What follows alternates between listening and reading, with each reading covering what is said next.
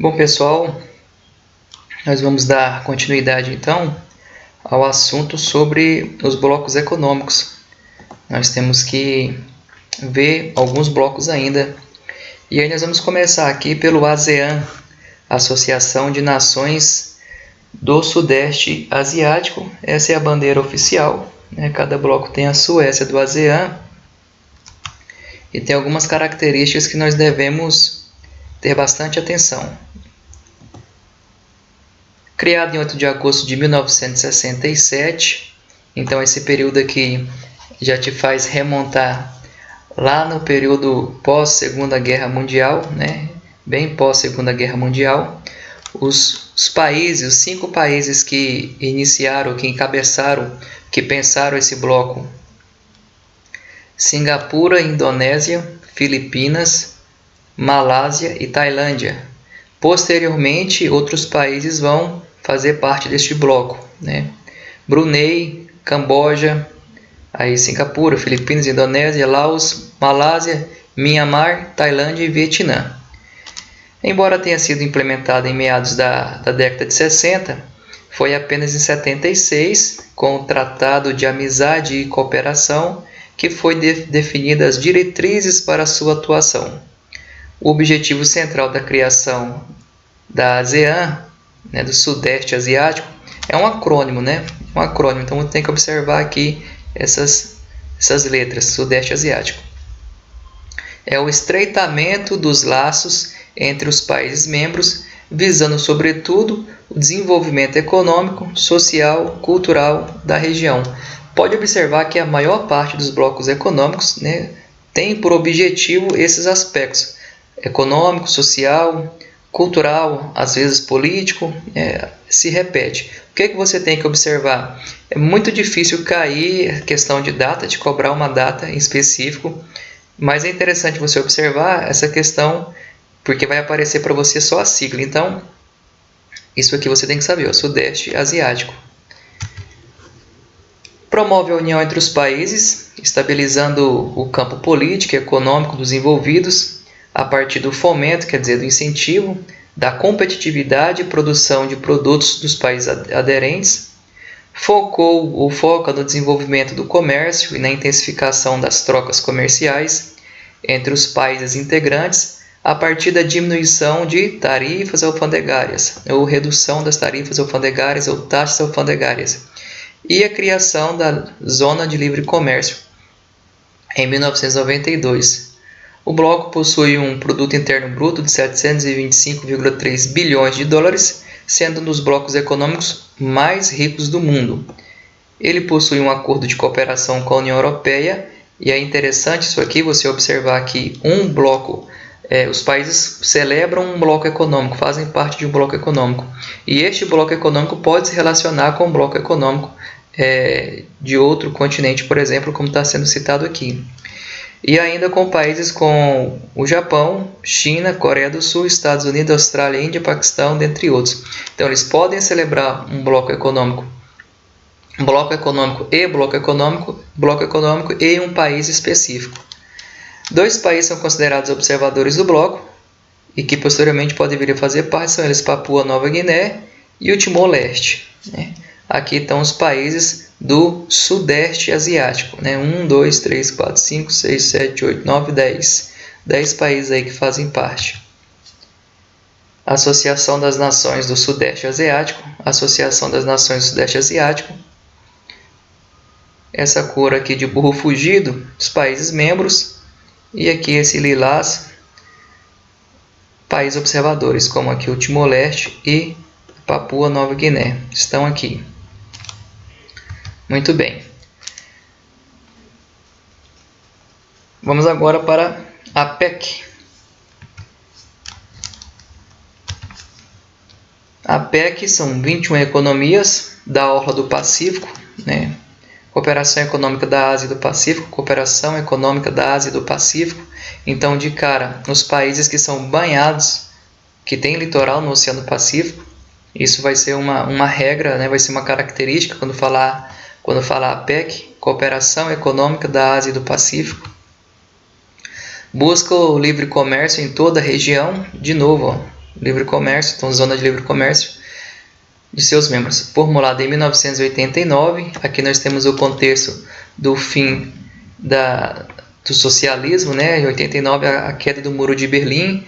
Alguns historiadores cravam 1989, outros colocam como 1991, que é o fim da União das Repúblicas Socialistas Soviéticas. E aí, nesse período, nós falamos, né, o Mercosul de 94, né, nós falamos que é nesse contexto histórico que os países começam a se juntar para poder fortalecer a sua economia, tendo como exemplo o sucesso que já estava sendo, né, no caso, a União Europeia. Então, se juntar para fortalecer a economia. Em resposta à crescente interdependência das economias Ásia-Pacífico. E teve como ponto de partida a Associação das Nações do Sudeste Asiático. Associação das Nações do Sudeste Asiático. Embora tenha nascido em 1989, a Austrália, pelo Tratado de Canberra, que é a capital, né, da Austrália, a APEC instituiu-se oficialmente como um bloco econômico a partir de 1993, com a Conferência de Seattle.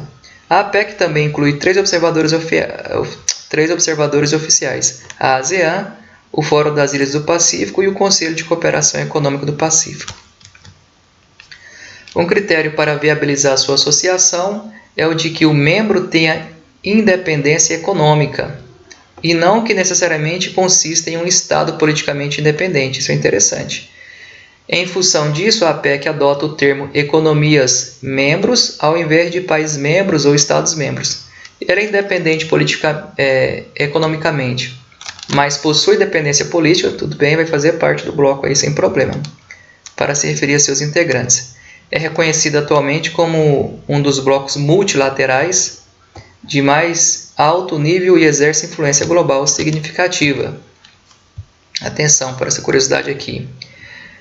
Novas economias buscam fazer parte da APEC, Cooperação Econômica da Ásia do Pacífico, né? Os países banhados pelo Oceano Pacífico. Um exemplo aqui é a Índia. A Índia, por exemplo, solicitou sua adesão e inicialmente recebeu o apoio dos Estados Unidos, Japão, Austrália e Papua Nova Guiné. Olha, os países endossaram a entrada da Índia.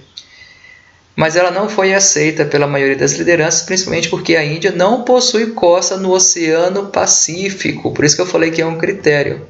Ela possui costa no Oceano Índico, né? A Índia no Oceano Índico, porque todos os membros atuais possuem.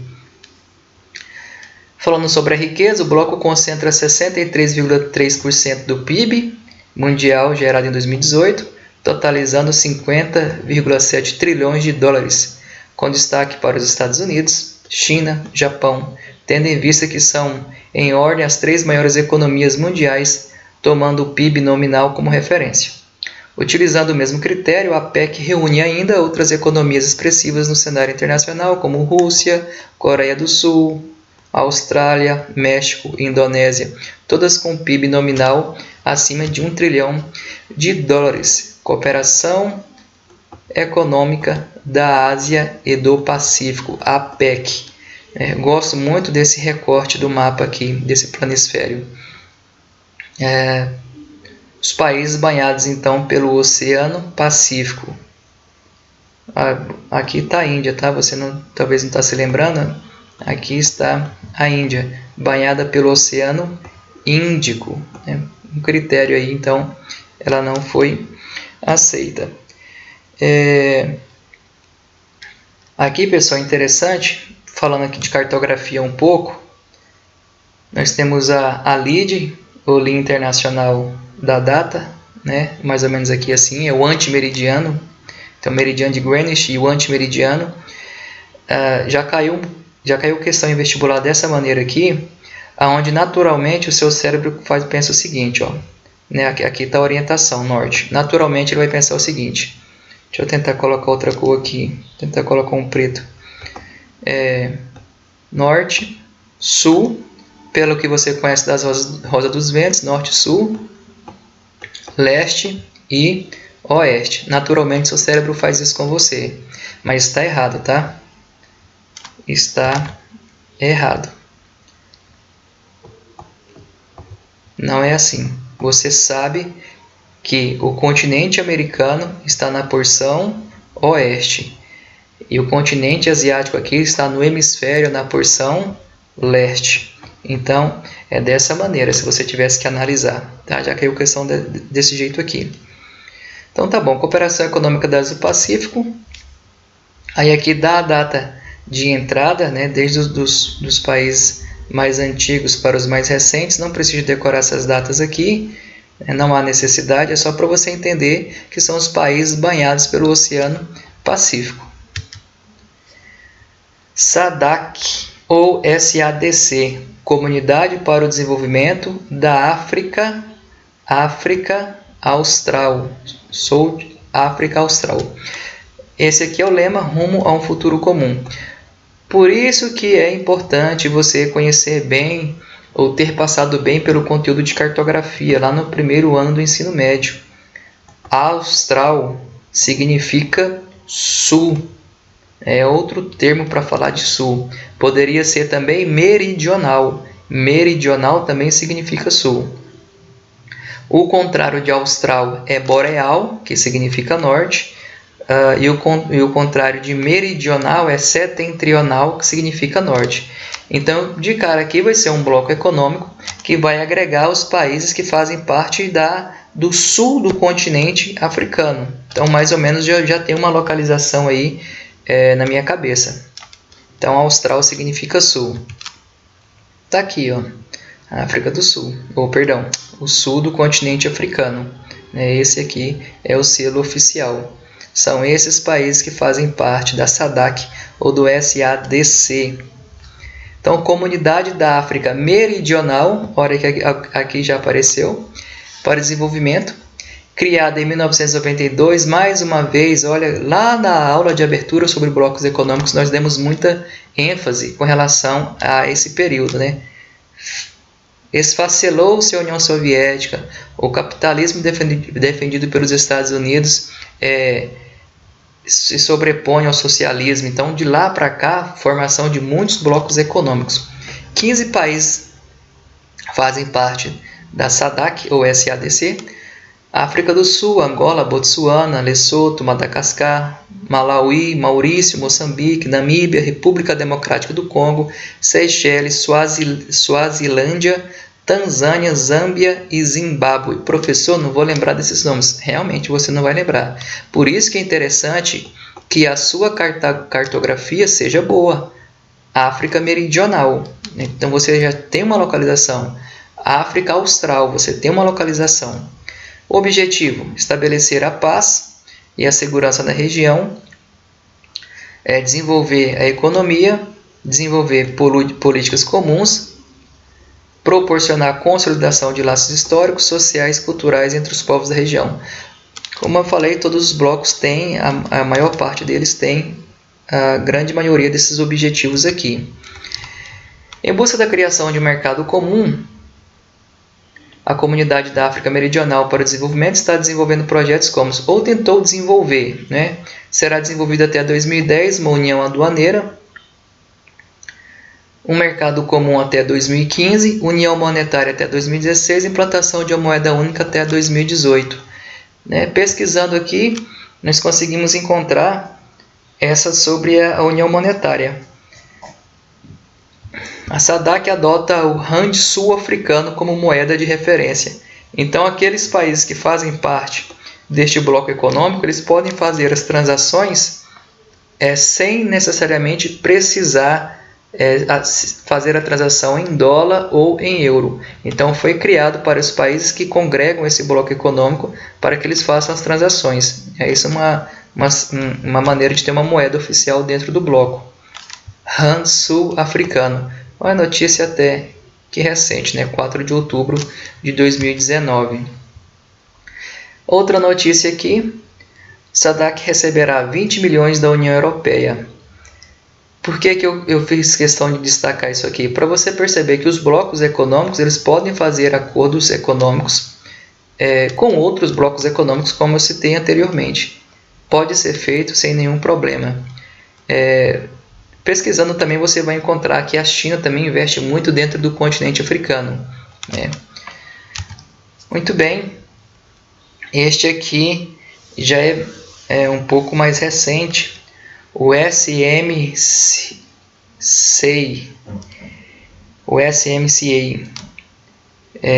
Estados Unidos, México e Canadá, também chamado de NAFTA 2.0 ou de TMEC, Tratado México, Estados Unidos e Canadá.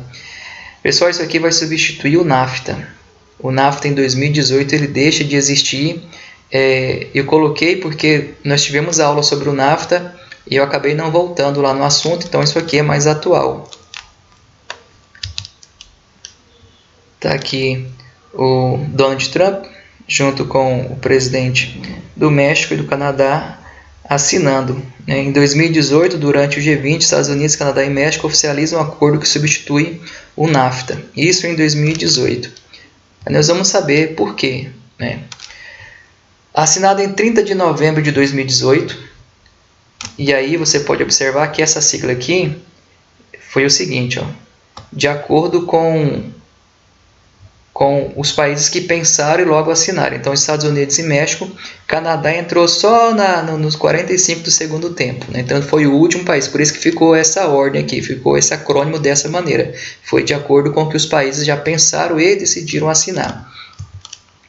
30 de novembro de 2018, depois de uma negociação iniciada em 2017 na cúpula G20, na capital da Argentina, em Buenos Aires.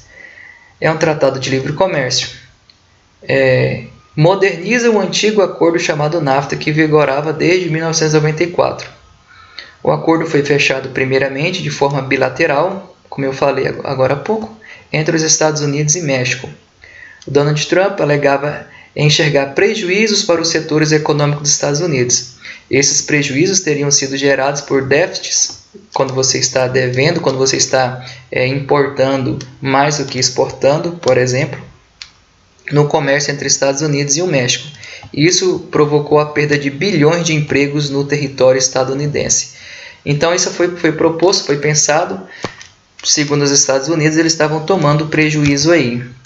O principal objetivo da substituição do acordo pauta-se no protecionismo dos Estados Unidos, propondo um mercado mais livre, um comércio mais seguro que favoreça o crescimento econômico. E aqui nós temos itens que vão ser observados no setor automotivo, laticínio, a validade, propriedade intelectual e comércio eletrônico. Então, o antigo acordo denominado NAFTA agora dá lugar ao SMCA, ou SMCA em português, no setor automotivo. Olha o que diz, Isso foi pensado segundo a ideia do Trump aí. E aí, é claro que os outros dois países aceitaram porque viram benefícios para eles também, viram vantagens. O novo acordo pretende impedir que indústrias transfiram-se para locais com mão de obra mais barata. A ideia é de que 75% das peças de um carro sejam fabricadas nos Estados Unidos por trabalhadores que recebam, em média, $16 por hora. Como esse acordo permite a livre circulação de mercadorias, que é a zona de livre comércio, as montadoras de veículos transferiram as suas fábricas para o México. O México tem a mão de obra abundante e barata, então isso provocou o imenso desemprego dentro dos Estados Unidos. Então, o Trump percebeu que os Estados Unidos, como eu li agora há pouco, os trabalhadores ficaram prejudicados. Então, agora, 75% das peças de um carro tem que ser fabricado dentro dos Estados Unidos. E o México aceitou, professor? Aceitou. O México aceitou isso aí. Com relação ao setor de laticínios, que é muito forte dentro do Canadá, tanto laticínio como minério. O Canadá concordou em diminuir as barreiras no setor de laticínio. Quando fala assim, diminuir a barreira, de certa forma, um país aumentar ou dificultar a entrada desse produto. É esse protecionismo que é falado. Já que o governo dos Estados Unidos classificava a proteção dos produtos lácteos injusta, com altas tarifas de importação. Assim, amplia-se o mercado de laticínios entre Canadá e Estados Unidos. Canadá aceitou? Aceitou. O Canadá, de certa forma, agora se sente confortável para poder competir. Então, se reduz as tarifas alfandegárias, o Canadá pode levar os seus produtos lácteos para os Estados Unidos, competir lá dentro dos Estados Unidos e vice-versa. Os Estados Unidos podem enviar seus produtos e o Canadá entende que tem peito para poder... tem peito e qualidade, né, dos seus produtos para poder competir com esses produtos que vêm, no caso dos Estados Unidos. Validade do acordo. Ao contrário do NAFTA, que não possuía tempo determinado por estar em vigor, o USMCA deixará de vigorar em 16 anos. Portanto, estabeleceu-se uma cláusula de validade. Até o momento é o único bloco econômico, é o único acordo econômico que tem uma data de validade. Com relação ao que é desenvolvido dentro dos países, propriedade intelectual. A proteção da propriedade intelectual já existia. O novo acordo propôs o aumento dessa proteção, oferecendo a farmacêuticos e inovadores agrícolas. Essa proteção estende-se também aos direitos autorais de escritores e compositores. Comércio eletrônico. O USMCA veta os direitos aduaneiros para produtos distribuídos digitalmente, como jogos, livros e eletrônicos, né? Fazendo assim um resumo dos pontos principais. Vai substituir o NAFTA. O que ele tem de comum com o NAFTA? Atenção, são os mesmos 3 países e atenção, continua sendo, não coloquei aqui, continua sendo uma zona de livre comércio. Continua sendo uma zona de livre comércio. E o que há em comum ainda, continua não permitindo a livre circulação de pessoas. Cuidado com as questões aí que podem vir colocar que o novo NAFTA ou o USMCA, né, trouxe mudanças significativas. Entre elas, podemos afirmar que agora há livre circulação de pessoas. Não, os Estados Unidos não tem de forma alguma interesse em permitir a livre circulação de pessoas entre esses 2 países, né, entre os Estados Unidos e mais os 2, porque, né, no México vai ficar só tequila e cacto, né, todo mundo vai migrar para os Estados Unidos. Então, continua sendo os 3 países, continua sendo uma área de livre comércio e não permitindo a livre circulação de pessoas. Ele vai vigorar de 2018 a 2034, vai durar 16 anos, sendo que a cada 6 anos esses 3 países vão sentar e vão colocar as cartas na mesa, vão discutir a relação, né? Digamos aí que, como os casal de namorados ou casados fazem, né? Senta, ou deveriam fazer, vamos sentar aqui e ver o que está dando certo, o que não está, vamos ajustar os ponteiros, né? Vamos continuar ou não vamos continuar. Está aqui, continua sendo uma área de livre comércio. Estados Unidos. 75% das peças automotivas devem ser produzidas no país. México, proteção sobre o setor eletrônico. Por que isso aqui? Né? Vou aprofundar mais um pouco. Por que o México permitiu que as peças automotivas fossem fabricadas lá dentro dos Estados Unidos, entendendo que isso também pode gerar desemprego dentro do México, porque as empresas vão retornar para os Estados Unidos. O México faz parte do Transpacífico, outro bloco econômico, nós vamos falar dele também. Fazendo parte do Transpacífico, ele tem a possibilidade de abrir a sua economia para a China. A China ou entrou ou ainda vai entrar neste bloco econômico. Então o México ele fez um acordo com as 2 maiores potências econômicas, né? Mantém as relações com os Estados Unidos, mesmo nós entendendo aqui que ele poderia sair perdendo devido a esse retorno das montadoras para o México. Então mantém as relações diplomáticas, mantém um bloco econômico bacana e assina um acordo aí que faz parte do Transpacífico, que é outra potência econômica mundial, que no caso é a China. Então o México, na verdade, fez um baita de um acordo, né? Um acordão na USMCA, renovando na USMCA o novo NAFTA, ou NAFTA 2.0, e também fazendo parte do Transpacífico. E o Canadá, maior liberdade para o setor de laticínios, porque agora o Canadá entende que pode sim competir com os Estados Unidos. Então essa tela aqui nós temos um resumo desse USMCA, né, que é uma atualidade aí que nós não falamos anteriormente. E aí o Tratado de Livre Comércio do Transpacífico. Aqui estão os países. Brunei, Estados Unidos está arriscado porque os Estados Unidos retirou, né, foi a primeira medida, uma das primeiras medidas quando o Trump assumiu a presidência, foi sair, que ele entende que não dá para fazer parte desse bloco econômico. Japão, Canadá, México, Nova Zelândia, Peru, Chile, Vietnã, Singapura, Malásia e Austrália. Tratado de Livre Comércio para o Transpacífico. Acordo de Associação Transpacífico, assinado 4 de fevereiro de 2016, né? Se pensarmos na história dos blocos econômicos, também é recente. Você veja que ficou muito forte a partir da década de 90, mas os países continuam fazendo blocos econômicos por 12 países da Ásia: Japão, Brunei, Malásia, Singapura e Vietnã, Oceania, Austrália e Nova Zelândia, América do Norte, vamos riscar aqui os Estados Unidos, que não faz parte mais, Canadá e México, e América do Sul, Peru e Chile. Estados Unidos saiu em 23 de janeiro de 2017. O que ele estabelece? Uma zona de livre comércio. Pode observar que a maior parte deles ficam em zona de livre comércio, porque o outro passo seria a livre circulação de pessoas, aí fica mais complicado, né? Então aqui nós temos como característica também, são 3 continentes, né? Oceania, Ásia e a América, no caso especificamente América do Norte, definindo regras, objetivos e metas para sua concretização. Então vamos analisar com calma aqui os objetivos deste bloco. Integração econômica, ok, todo bloco, a maior parte dos blocos assinam dessa maneira. Por meio de uma eliminação e redução de tarifa, ok, entre outras barreiras, a circulação de bens, serviços e investimentos, ok, por aqui tudo bem. A criação de regras comuns de propriedade intelectual, de produtos e tecnologias que protejam as inovações tecnológicas dos países membros, sem comprometer o desenvolvimento científico de outros países. A padronização, isso aqui é complicado, pessoal, olha isso aqui. A padronização das leis trabalhistas entre todos esses países, garantindo assim uma elevação dos padrões de trabalho nos países asiáticos para evitar a migração em massa de empresas atraídas por mão de obra barata.